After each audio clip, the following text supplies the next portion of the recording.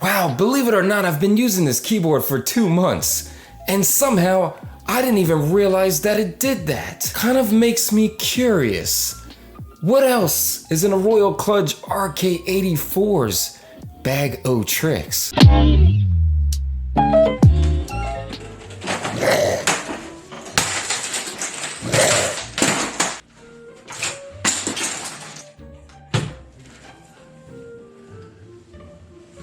When Royal Kludge approached me and asked me if I wanted to take a look at their RK84 gaming keyboard, I jumped at the chance. Now, unfortunately, when I received this keyboard, I kind of dropped the ball on this. Pushed it to the side, but even though that might have hurt Royal Kludge just a tiny bit, it gave me the opportunity to take the last 2 months to really get to know this keyboard, so I can give you a fair assessment of what I do like and what I don't like. And I'm here to say this keyboard is packed with features that it gets right that some keyboards at a higher price just don't. And the first thing is its build quality. This thing is really solid, really rigid. There is absolutely no flex or little to none. The keys themselves, they're apparently made of PBT plastic, which I originally thought it was ABS.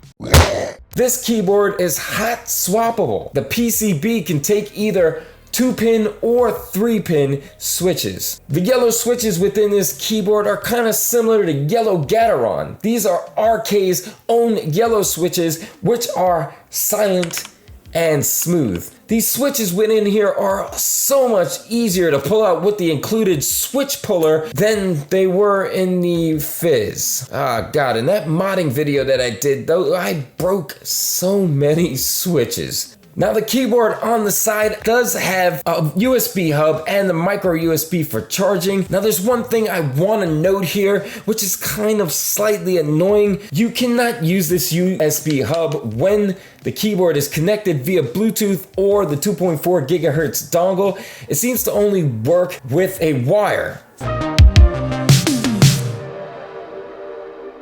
Now you can go ahead and connect your 8-bit DOE Ultimate controller and your Red Dragon Taipan Pro gaming mouse, which if you're interested in a video review on either of those two, there will be links in the description. I'll try to pop them up at the top of the screen. Oh, I almost forgot to tell you what's included in the box. Not that that's overly important, but it does come included with a USB cable for charging and for connecting it wired to your PC. Now, granted, this isn't the USB that came with it. It's the only one I could find. I don't know what the hell I did with the real one. And something that's pretty standard, it also comes with a switch puller. I mean, I say standard, but some keyboards don't even come with the switch puller. Within there are 2 layers of silent foam, so it makes this keyboard fairly quiet, but it still has a nice clicky sound. The keyboard is a 75% layout, so it does include the directional buttons, which I can't stand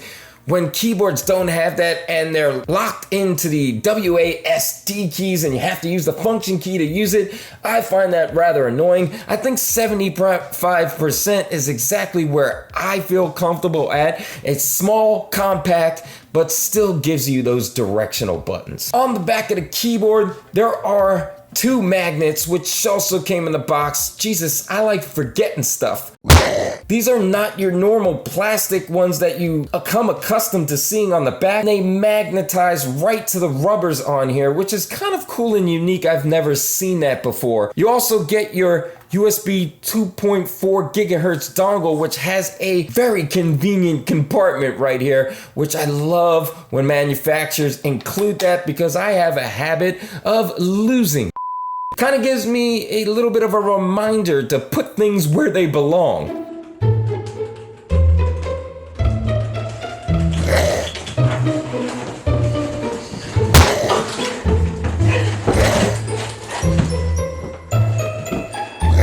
Now the keyboard has 3 different modes: Bluetooth, 2.4 gigahertz wireless, and also wired, of course. Now, speaking of wireless, the keyboard has a 3700 milliamp battery.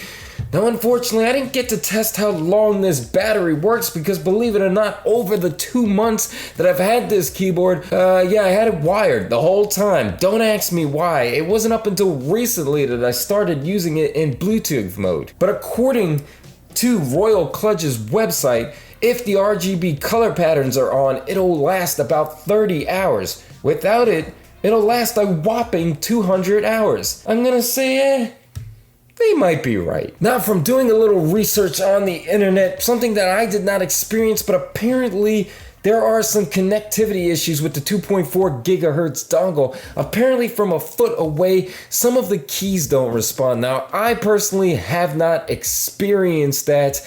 I was 5 feet away and the keyboard worked perfectly fine.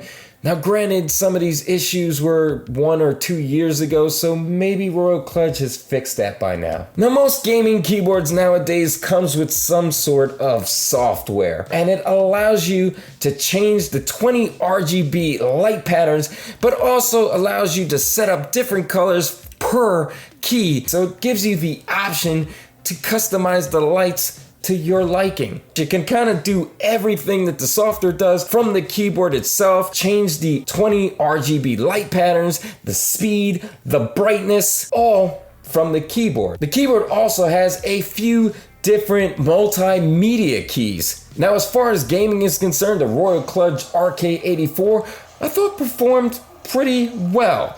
Now, I did find it kind of uncomfortable and annoying to play while the magnet stands were attached. I found it a little better if I took the magnet stands off. It just felt, I'd say, natural. Before, when the magnet stands were on, it just felt like, for some odd reason, I couldn't keep my fingers planted on the WASD key. I don't know if I'm really explaining it right, but it felt weird, as though my fingers just felt kind of cramped. I think because the keys are set at an ascending level as you go up the keyboard, I think it just felt better to have the keyboard flat instead of raised. I didn't notice any lag. As soon as you press them, they activate. Now, I will say the one thing that did bother me about this keyboard when I first got it was that it feels like the keys are hitting the housing. Now, they don't actually do that, but it feels as though it doesn't have an end.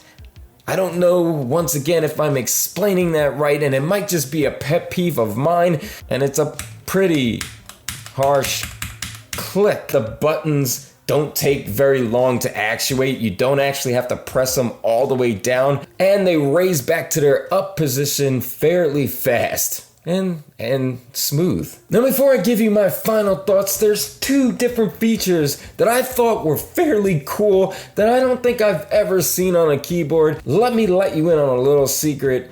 I've tested a lot of keyboards on my channel, but none of them are high-end. So if you've seen these features on other keyboards, just forgive my ignorance. But the first one, and something that I didn't know the whole 2 months that I had it up until I decided to watch Consumer Electronics video, and that's the bezel comes off. You can see within the keyboard and it'll show the switches. Now, this looks really cool when it's lit up.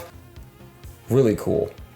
The next feature that I have never seen before, and that's if you press the function key and the enter key, the number row will actually show you the battery life. Over the last 2 months, I've really grown to love this Royal Kludge RK84.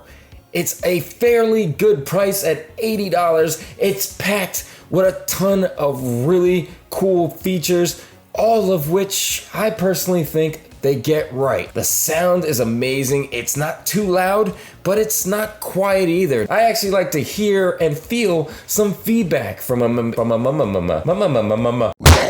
mechanical keyboard. The software is pretty good, but you don't really need it because most of the stuff you can do from the keyboard. I can definitely recommend this keyboard because honestly, I think it's a premium keyboard for an affordable price. If you guys have any questions on the RK84, leave those down in the comments down below. I'll get back to you as soon as possible. There are some links in the description as well for more information on the RK84. There's also links to all the equipment that I use to produce these videos, because there has been a couple of times that someone has asked, so I always include that in the description. And you know, there's social media links down there. Thanks for sitting through another video of me babbling, but as for now, I'll see you in the next one.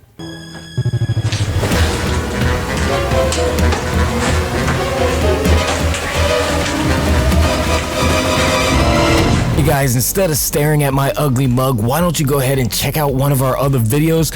1, 2, I'll wait. My busted face ain't going nowhere.